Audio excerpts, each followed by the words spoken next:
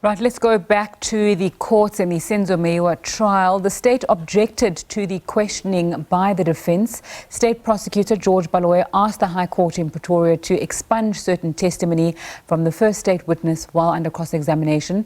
Sgt Thabo Mosia, a forensic investigator, has been on the stand this week detailing the evidence he collated from the scene where the soccer star was murdered. Mosia was cross-examined on Tuesday by Advocate Malesela Teffo, who is representing 4 of the accused. Let's get more on the story with SABC News reporter Hasina Gori, who's been following court proceedings. A very good afternoon to you, Hasina. Again in court, we're seeing that kind of adversity playing out between the Advocate Teffo and the state prosecutors, saying that there's perhaps a badgering of the witness and inferences that are not pleasant. Tell us more.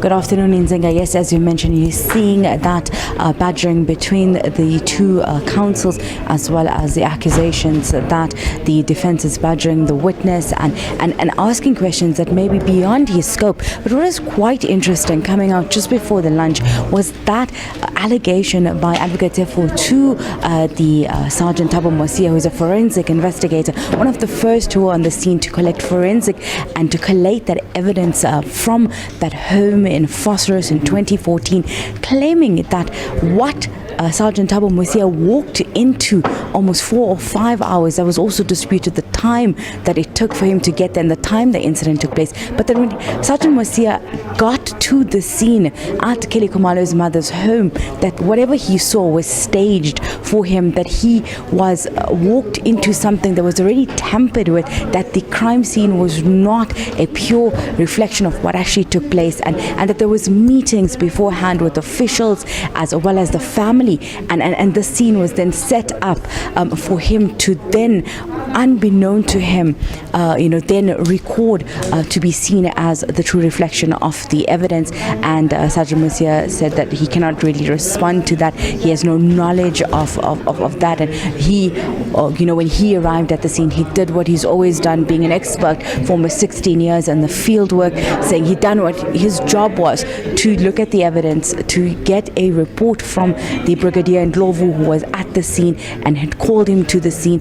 As you know, he's mentioned that Brigadier Ndlovu is quite a high official in the Gauteng Provincial Forensic Division, or in the investigating division, and he had called him to the scene, and then claiming that he had no knowledge of whether or not, and from what he knows, that what he saw was a scene that reflected what he was told occurred at the scene, that there was a scuffle, and from what he understood and saw, that hat on the floor, the checkered hat, as well as the walking stick and the bullet fragment really went with what he was told. So this was put to him by the Advocate Teffo, really asking him whether or not he could respond to these kind of conversations, asking if he'd been introduced to other police officials that were at the scene, asking if it had known that there were meetings with these top officials allegedly before he even arrived at the scene. But also the questioning just before lunch,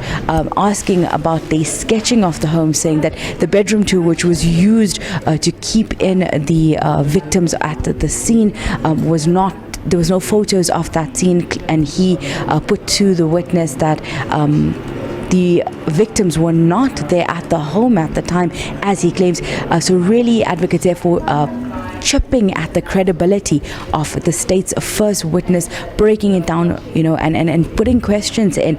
We've heard from the state earlier this morning, as they mentioned, objecting to the mannerism of the questioning, asking for some of the evidence that was already been given when it comes to ballistic and forensics that are beyond the scope of Sgt Thabo Mosia's job scope, should be expunged. The judge agreeing that these issues should have been raised during cross-examination, and not wait for this point for objection to come in as heads of arguments, but as the issues were coming up on a Tuesday, he should have raised to it. And then we saw that happening today when proceedings began, a back and forth, a bit of a hostile, kind of situation, and a tense interaction between the witness as well as the advocate.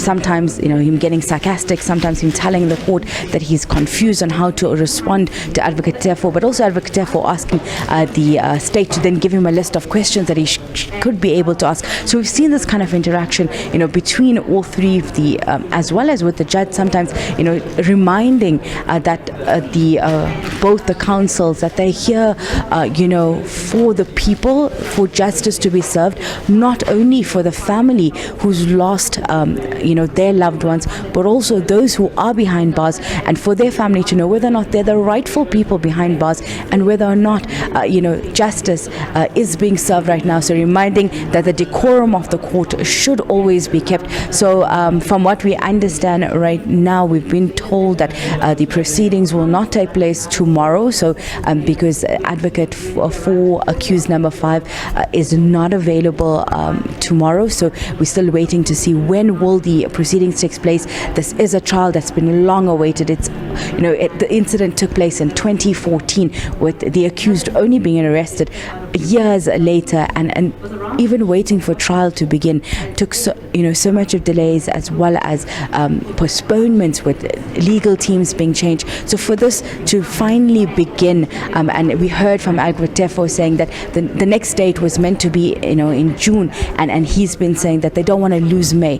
From what we understand, the state has quite a lengthy list of witnesses, and we're not sure as yet how many of that 46, because as we know, the current witness that's on the stand, Sgt Thabo Mosia, was number 46 on the list. So it's unclear how many of those that the state are expected to call. So it's quite a lengthy process that they are hoping, and especially the defense saying that they are willing and ready to go forward and ensure that justice can be done. So we are still seeing the cross-examination of the Sgt Thabo Mosia. When we return, we're going to see that similar line of questioning from Advocate Teffo, asking with regards to who exactly was in the home, because who exactly was in the home, whether it was the 5 victims that were there when he entered, or whether or not they were not there, and really answering on what else from that crime scene, whether or not there was any tampering.